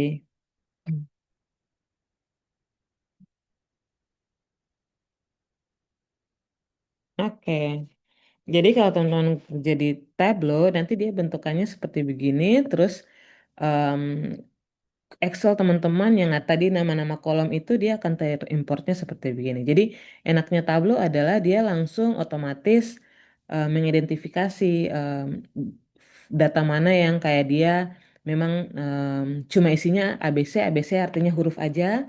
Kalau country ini ada bentuk bulat, bentuk bumi itu artinya dia bisa di menjadi variabel untuk gunakan jadi bikin maps gitu ya atau peta. Terus tahun ini yang pagar itu artinya dia dalam bentuk angka. Jadi angkanya bisa persen, bisa apa. Ini. Nah, kalau untuk di Tableau, aku akan coba-coba aja kita pakai fitur petanya ya. Jadi kita bikin peta ya di Tableau. Nah, kalau di Tableau teman-teman tinggal klik dua kali di country. Karena kita kalau mau bikin peta, kita butuh data negara ya. Teman-teman kalau klik 2 kali di country, itu udah langsung nanti Tableau dengan secara otomatis dia apa ada poin-poinnya dia langsung kayak mengidentifikasi negara-negara yang ada di data set kita. Tapi kan apa ngelihat negara ini aja kayaknya kurang menyenangkan. Jadi aku kayaknya pengen melihat negara tetapi mau lihat female ini angka partisipasi kerjanya perempuannya tapi aku taruhnya di color gitu. Nah, kalau teman-teman tarik female labor force terus langsung taruh di color, nanti tuh artinya kita memerintahkan tablonya untuk membuat peta berdasarkan negaranya, tetapi kita setiap negara itu sudah dibuat sum atau total partisipasi kerja perempuan kayak gitu. Jadi nanti pas ini langsung bisa diklik kayak, oh oke, ini Cina 59%, terus ini Kazakhstan gitu-gitu. Jadi terus ini Indonesia 54% kayak gitu. Ini kalau female partisipasi perempuan ya di tempat kerja. Kalau misalkan teman-teman mau ganti variabelnya bisa remove aja, terus mungkin ganti fokus ke oh pengen lihat negara tapi berdasarkan GDP per kapita gitu. Bisa teman-teman lihat masukin di color atau teman-teman bisa pakai size juga. Kalau size itu nanti bentuknya seperti begini. Jadi apa nanti bentuk visualisasinya seperti begini. Cara bacanya gimana? Artinya ini kan kita pakai 2 variabel ya, variabel negara dan variabel GDP per kapita. Artinya kalau bolanya atau bulat-bulatnya ini kecil, artinya GDP-nya kecil. Tapi kalau bulat-bulatnya besar, artinya GDP-nya besar gitu. Jadi dengan visualisasi ini kita jadi bisa menyimpulkan bahwa oh GDP-nya Indonesia kecil banget ya dibandingkan dengan GDP di Amerika. GDP-nya Amerika tuh nilai ekonomi di Amerika tuh sangat besar kayak gitu. Teman-teman bisa hapus terus mau lihat dari segi partisipasi perempuan di parlemen juga boleh misalkan pakai color aja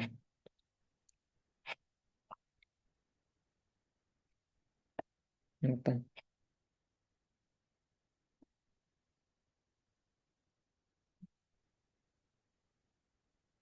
Oke. Dan ini teman-teman bisa explore ya mungkin kayak kayaknya pengen ini kan sudah partisipasi perempuan di parlemen bisa nggak di ini tambahin GDP-nya juga kayak gitu nanti hasilnya kayak gimana ya gitu. Nah, nanti hasilnya kayak gini. Jadi, dia tetap ada warnanya, tetapi muncul bola-bolanya gitu. Terus nanti bisa ditukar juga.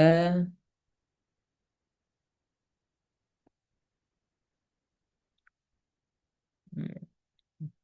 Jadi, mungkin yang sebagai ini ya, karena waktu kita sudah mau habis juga, jadi mungkin dari aku yang pengen aku bilang adalah tools visualisasi banyak yang teman-teman bisa coba. Ada Excel kayak tadi, terus ada Tableau juga, panduannya udah aku kasih juga. Jadi teman-teman tinggal explore. Yang paling penting adalah dari visualisasi data adalah paham data teman-teman tuh seperti apa, terus apa yang mau teman-teman visualisasikan. Jadi ketika teman-teman tahu itu, pas teman-teman pegang toolsnya baik mau Excel ataupun Tableau, teman-teman bisa tahu, oh kayaknya enakan dibuat menjadi bar chart. Atau mungkin kalau ada kode negara atau ada variabel negara, mungkin enaknya dibuat peta, jadi bisa terlihat gitu kayaknya eh, apa persebarannya seperti apa. Mungkin dari aku itu aja, aku izin kembalikan ke Mang Sri. Terima kasih banyak Kak Farah. Wah, seru dan daging banget gak sih sahabat kakak materi tadi? Aku jadi nambah banyak banget insight menarik nih tentang bagaimana visualisasi data. Nah, aku juga mau minta waktu sahabat kakak lebih sedikit lagi karena kita akan masuk ke sesi Q&A. Jadi, sahabat kakak yang masih bingung nih atau masih ada pertanyaan, bisa menuliskan pertanyaannya di kolom chat atau juga bisa langsung raise hand kalau sahabat kakak pengen ngobrol langsung nih sama Kak Faranya. Yuk, yuk sahabat kakak ada yang mau nanya? Let's go.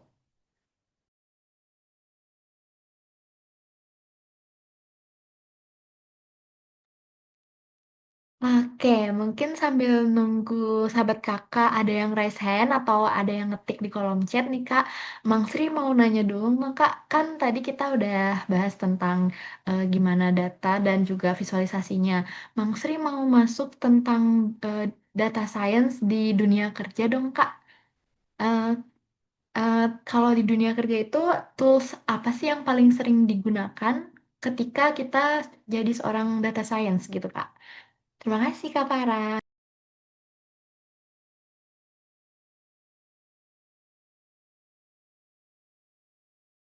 Kak Farah mungkin masih ke-mute, Kak. Oke, sorry, sorry.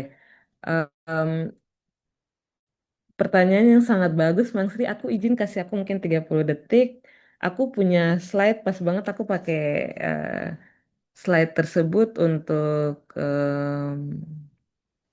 kelas aku minggu lalu dan bisa aku share gitu.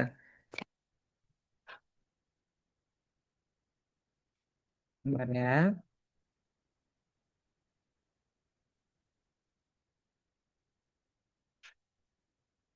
Oke. Jadi untuk menjawab pertanyaan teman-teman kali ya, kira-kira tools apa yang biasanya yang aku gunakan? Wait, let me check. Ini. Jadi, kalau di tempat kerja aku gunakan tools seperti apa sih? Ini aku petakan berdasarkan pengalaman kerja aku ya. Jadi, em, aku sekarang kan di marketing gitu. Aku jadi instructor. Nah, dari segi tools itu yang berhubungan dengan data scientist tuh aku pakai Python, terus CS3, Face API, terus kalau automation, terus aku ada pakai GitHub gitu-gitu. Tapi kalau dulu aku kuliah di Chicago itu macam-macam. Python tentu dari segi programming language, terus kalau dari AI pipeline ada TensorFlow, terus ada beberapa kalau MLOps engineering juga gitu-gitu. Kalau visualisasi data science biasanya kita paling banyak Tableau sama Matplotlib ya kalau teman-teman familiar dan aktif menggunakan Python. Terus kalau untuk pengembangan code gitu-gitu aku pakai VS Code. Kalau di tempat kerjaku sekarang sama, mungkin bedanya aku lebih banyak pakai di kayak belajar ada tools baru namanya, bukan tools sih, ya kayak ada yang namanya Docker gitu-gitu. Nah ini mungkin kayak gambaran buat teman-teman. Nanti aku bisa share screenshotnya juga buat ini teman-teman untuk bisa explore gitu. Tapi kalau di kerjaan biasanya sebagai data scientist itu yang pasti programming language di setiap tempat kerja itu beda-beda ya teman-teman, sesuai dengan kebutuhan. Kalau di pemerintahan itu aku dulu sebagai data scientist paling banyak justru menggunakan Excel teman-teman. Excel, R programming dikit-dikit tapi paling banyak Excel karena data-data pemerintahan tuh masih banyak di Excel gitu. Kalau di perusahaan baru lebih banyak kayak pakai Python, C++ kadang-kadang karena kadang-kadang aku kerjanya berhubungan dengan computer vision juga gitu-gitu. Sip. Mungkin itu aja, Mas Sri. Oke, terima kasih Kak Farah. Nah, kita juga ada pertanyaan dari sahabat kakak nih Kak, ya, dari Hendrikus dari Sulawesi Selatan. Halo Kak, terima kasih materinya. Saya sangat tertarik untuk berkarir di data science, khususnya untuk jalur remote work. Mengingat persaingan global saat ini, Kak, persiapan seperti apa sih yang harus dilakukan agar profil kita bisa lebih stand out di mata recruiter? Lalu untuk portofolio, standar kualitasnya seperti apa sih, Kak? Nah, apakah ada saran mengenai jenis proyek spesifik yang punya selling point paling tinggi untuk melamar posisi ini? Terima kasih, Kak. Silakan, Kak Farah. Terima kasih Kak Hendrikus, pertanyaannya sangat bagus ya. Em, apa kalau terkait profil agar bisa stand out sebenarnya kalau kita yang bidang teknologi atau teknis banget itu portofolio sih. Jadi memastikan kayak punya banyak portofolio, tetapi bukan hanya banyak, tetapi portofolio juga yang kayak mungkin bisa mencerminkan istilahnya skill teman-teman. Dan apa namanya, kalau aku lihat di market di Indonesia, market pasar di Indonesia kan kayak lowongan let's say kayak data scientist, data analis saja tuh kayak biasa didorong untuk bisa bisa melakukan banyak hal ya, bisa tools segala macam yang kayak sebenarnya mungkin pas masuk kerja pun nggak kepake kepake banget juga di kantor tersebut begitu. Tapi dari aku, kayaknya pengalamanku adalah aku banyak banget bikin ini. Aku tuh weekly, bukan weekly sih.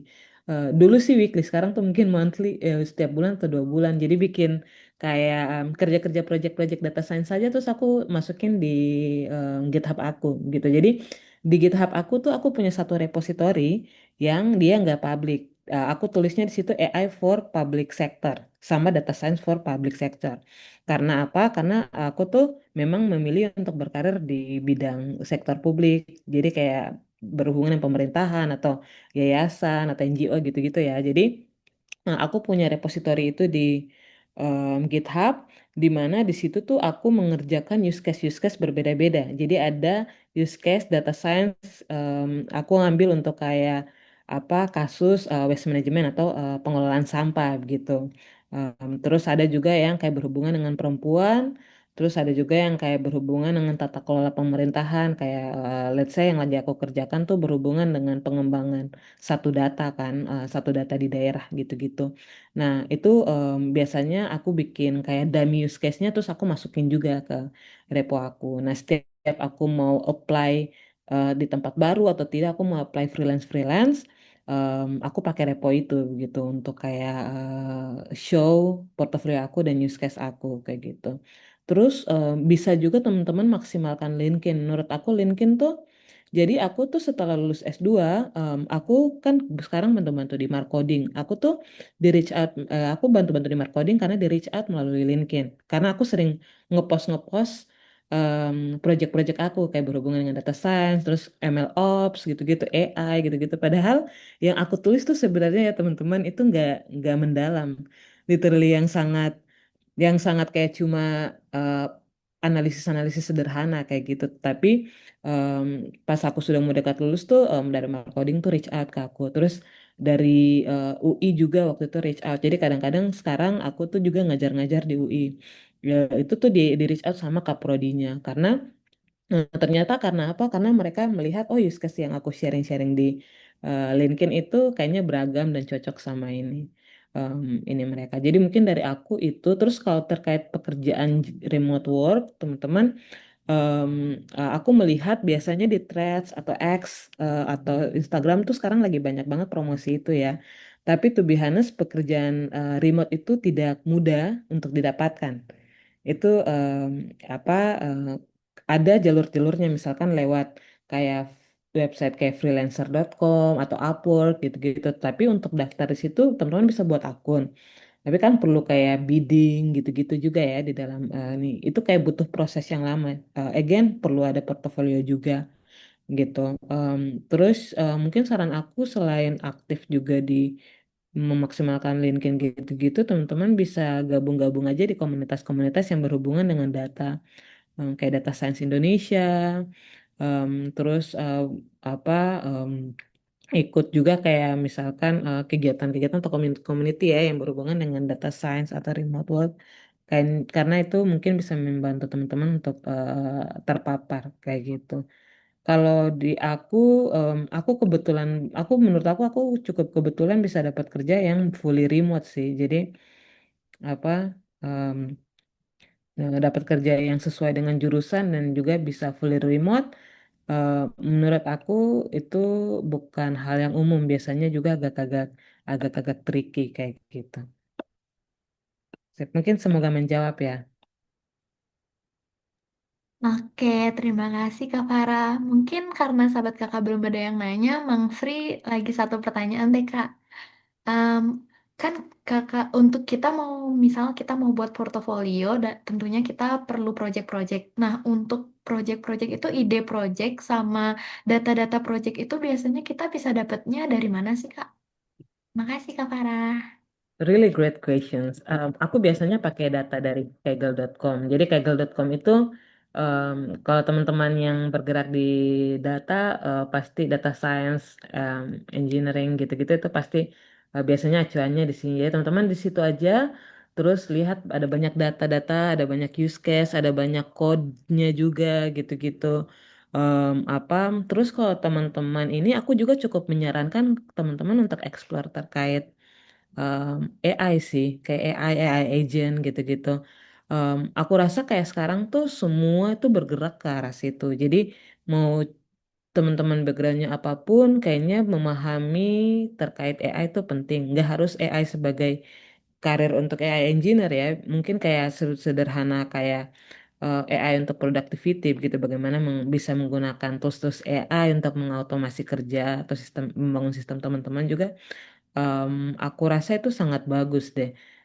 Karena aku melihat Em, kayaknya kantor, beberapa kantor, bukan beberapa kantor sih. Aku ini kayak diskusi sama teman-temanku yang kita di field yang sama itu sekarang gitu. Jadi em, apa sesederhana kayak eh, kayak didorong untuk memahami let's say kayak cloud terus apa kayak beberapa tools-tools gitu yang kayak dia coding dia memang tools yang bisa membantu bahkan membantu kita ya kayak data scientist atau engineer gitu untuk mengautomasi kerja kita gitu. Jadi em, apa sekarang itu menurutku kita bikin coding kan udah mulai gampang banget ya. ChatGPT pun coding juga sudah bisa muncul gitu. Eh, jadi yang paling penting adalah bagaimana bisa memaksimalkan tools-tools semua tools yang ada itu untuk mengautomasi kerja teman-teman. Jadi ketika di kantor teman-teman jadi kayak one step ahead compared to another mungkin another person in your team gitu. Mungkin itu semoga menjawab ya. Baik, terima kasih banyak Kak Farah. Sahabat kakak bisa bantu aku beri aplaus yang meriah banget buat Kak Farah untuk materi dan insight-insight menarik banget untuk kita semua. Nah, aku juga mau minta 15 menit sahabat kakak, jadi jangan kemana-mana karena kita bakal ada quiz time. Oke, kita bakal masuk ke quiz time dulu nih, sahabat kakak. Jadi, di sini kita punya 4 soal pilihan ganda di layar. Nah, sistemnya itu rebutan via raise hand nih, sahabat kakak. Jadi, sahabat kakak harus siap-siap ya. Nah, kita juga ada aturan penting nih. Yang pertama, itu satu orang hanya boleh menjawab satu soal kuis ya, sahabat kakak. Jadi, sahabat kakak diminta untuk atur strategi nih. Kalau sahabat kakak udah menang kuis sore ini, sahabat kakak tidak bisa lagi memenangkan sosial media challenge. Jadi, harus pilih salah satu ya. Nah, sahabat kakak juga wajib on cam, on mic, dan juga jangan lupa merename akun Zoom-nya dengan format nama, strip asal daerah. Nah, hadiahnya juga lumayan banget nih sahabat kakak, yaitu voucher e-wallet sebesar Rp15.000 per orangnya. Nah, menarik banget ya. Jadi sahabat kakak yuk siap-siap. Oke, udah siap? Sekarang kita langsung aja masuk ke soal pertama. Silakan. Oke, soal pertama kita adalah dalam konsep storytelling data, setelah menjawab what atau apa dan so what, mengapa, langkah berikutnya adalah, nah apa nih sobat? Wah, kita udah ada satu nih yang paling cepet. Oke, kepada Kak Lubna Nafiah, mungkin bisa untuk on mic, on cam, dan juga menjawab pertanyaannya ya Kak.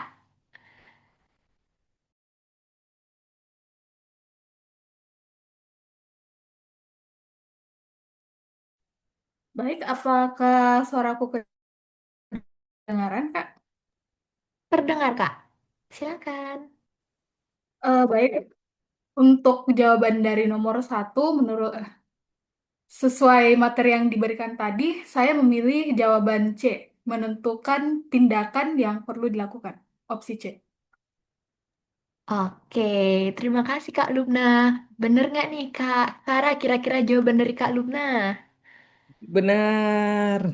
Oke, ya bener banget Kak Lubna C. Selamat buat Kak Lubna. Oke, tenang aja sahabat kakak, kita masih ada 3 soal lagi. Next. Oke, pertanyaan yang kedua, manakah yang termasuk prinsip visualisasi data yang baik? Apakah Oke, waduh, gercep-gercep banget nih sahabat kakak. Oke, kita punya Kak Novita Chelsea. Kepada Kak Novita, disilakan Kak. Halo, Kak. Apakah suaraku kedengeran? Sudah terdengar. Silakan. Sebelumnya aku Chelsea, aku izin menjawab. Jadi untuk ini, manakah yang termasuk prinsip visualisasi data yang baik? Itu adalah yang D, satu grafik itu sebisa mungkin untuk menyampaikan satu pesan. Oke, gimana Kak Farah? Bener nggak nih jawaban dari Kak Novita? Benar. Wah, bener banget. Selamat Kak Novita. Oke, kita tahu nih bahwa satu grafik itu harus menyampaikan satu pesan utama ya, seperti yang sudah disampaikan sebelumnya. Oke, kita lanjut ke pertanyaan berikutnya.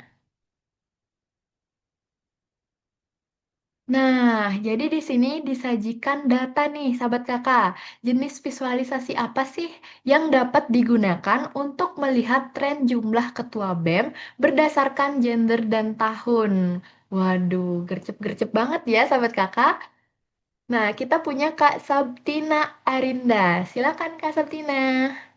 Oke, terima kasih Kak. Kalau dari jawaban aku sih linear chart yang grafik garis. Oke, line chart ya, grafik garis. Oke, gimana Kak Farah? Bener gak nih jawaban Kak Sabtina? Benar nggak ya? Benar-benar. Wah, oke. Wah, bener banget nih Kak Sabtina. Selamat Kak Sabtina. Tenang aja, sahabat kakak, kita masih punya satu pertanyaan lagi. Jadi, sahabat kakak harus gercep ya. Oke, last question. Ih, oke, ada data lagi nih. Berikut adalah data perbandingan ekspektasi gaji lulusan baru, fresh graduate, laki-laki versus perempuan dalam juta rupiah. Di berbagai sektor pekerjaan teknologi, ketimpangan ini sering disebut sebagai gender pay gap. Sektor mana yang menunjukkan gender pay gap paling kecil? Kira-kira yang mana nih, sahabat kakak, dari diagram yang tertera? Waduh, kita punya siapa di sini? Oke, yang pertama itu adalah siapa nih, sahabat kakak? Oke, oke, oke. Karena ada yang barengan nih, sahabat kakak, jadi oke, kak, oh, sebentar, Kak Sebentar. Beatrice. Oke, Kak Beatrice. Silakan Kak Beatrice. Oke, maaf. Tadi saya kayaknya angkat tangan sebelum bertanya sebelum jawab. Maaf, Kakak. Untuk pertanyaan ini, sektor mana yang menunjukkan gender pay gap paling kecil? Dari yang saya lihat itu di pilihannya B, UI atau UX design, karena bisa dilihat itu perbedaannya paling tipis begitu. Oke, bener gak nih kira-kira jawaban dari Kak Beatrice? Benar. Oke, wah bener banget nih Kak Beatrice. Selamat ya. Oke, selamat kepada para pemenang quiz time hari ini. Jadi, nanti jangan lupa konfirmasi dan hubungi Min Kakak via WhatsApp yang sudah tertera di layar ya. Nanti akan dibalas di hari kerja yaitu Senin 27 Juli tahun 2026. Selamat kepada kakak-kakak. Oh iya, bagi kakak-kakak yang belum beruntung nih di quiz time kali ini, jangan sedih dan jangan khawatir karena kita masih ada Social Media Challenge. Nah, jangan lupa untuk mengabadikan atau membagikan foto dan video pada kegiatan kita hari ini, serta ilmu dan inspirasi yang sahabat kakak dapatkan pada hari ini. Juga jangan lupa untuk menggunakan fitur Add Yours pada yang sudah disediakan di Snapgram YKK dan juga akun jangan lupa untuk tidak di private serta tag mention @yayasan kokalbe dan gunakan hashtag Serambi Literasi serta Serasi Data Visual YKK. Jangan lupa diunggahnya itu maksimal besok Minggu tanggal 26 Juli tahun 2026 pukul 23.59 WIB.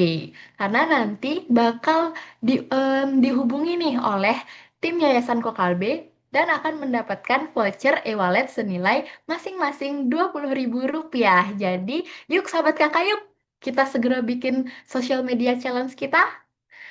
Nah, nggak kerasa banget nih sahabat kakak, kita udah sampai di pengunjung acara hari ini. Tapi sebelum kita mengakhiri kegiatan kita hari ini, kita akan masuk dulu nih ke sesi yang wajib ada di setiap kegiatan online, yaitu foto bersama. Jadi aku minta sahabat kakak semuanya bisa langsung menyalakan kameranya ya, biar aku bisa lihat wajah sahabat kakak yang kece-kece nih. Nah, kalau sudah, sahabat kakak bisa rapikan posisi dan pasang senyum terbaik sahabat kakak ya. Kita ada dua pose nih sahabat kakak. Yang pertama dengan senyum baik, senyum terbaik sahabat kakak yang formal, lalu pose L untuk literasi. Udah siap sahabat kakak semuanya? Kita mulai dari formal dulu ya. Jadi senyum yang lebar dan tunjukkan muka cantik dan ganteng sahabat kakak semua. Oke, sudah siap? Nah, dokumentasi akan aku pandu dalam 3, 2, 1. Oke, mungkin bisa sekali lagi dengan pose L.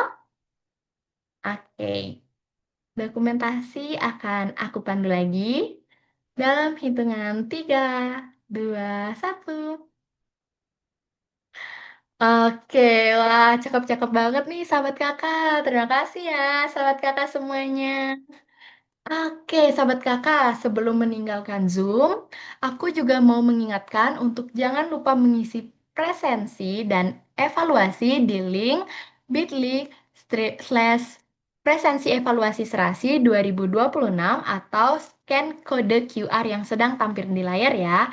Pengisian ini penting banget nih untuk pendataan kehadiran sekaligus klaim sertifikat sahabat kakak semua. Jadi, pastiin data yang diisi sudah benar ya, sahabat kakak. Nah, sambil mengisi presensi, aku juga mau ngingetin biar nggak ketinggalan info program, dokumentasi, dan inspirasi beasiswa lainnya, bisa langsung follow seluruh media sosial Yayasan Kokalbe ya. Username-nya sama semua kok, jadi gampang banget untuk dicari. Nah, selain media sosial, sahabat kakak juga bisa bergabung dengan WhatsApp channel Yayasan Kokalbe dengan memindai kode QR yang sedang tampil di layar, supaya sahabat kakak bisa dapetin update program dengan jauh lebih cepat. Nah, sebagai bocoran juga, program yang bakal coming soon atau bakal hadir terdekat ini yaitu beasiswa Jitu Profesi dan Alumni Talks. Nah, jadi pastiin sahabat kakak tidak ketinggalan informasi dan terus bertumbuh lewat ruang-ruang belajar lainnya bersamanya kakak ya. Oke, aku juga mau ngucapin terima kasih banyak kepada Kak Farah atas waktu dan ilmu berharganya nih sore hari ini. Terima kasih juga buat Yayasan Kokalbe, seluruh community partner, tim YKK, dan sahabat kakak yang sudah super aktif dari awal hingga akhir acara. Kita semua luar biasa banget. Oke, akhir kata, aku Mangsri selaku MC pamit undur diri. Terima kasih banyak sahabat kakak. Selamat sore dan sampai jumpa di Serambi Literasi berikutnya. Bye-bye. Terima kasih sahabat kakak semuanya.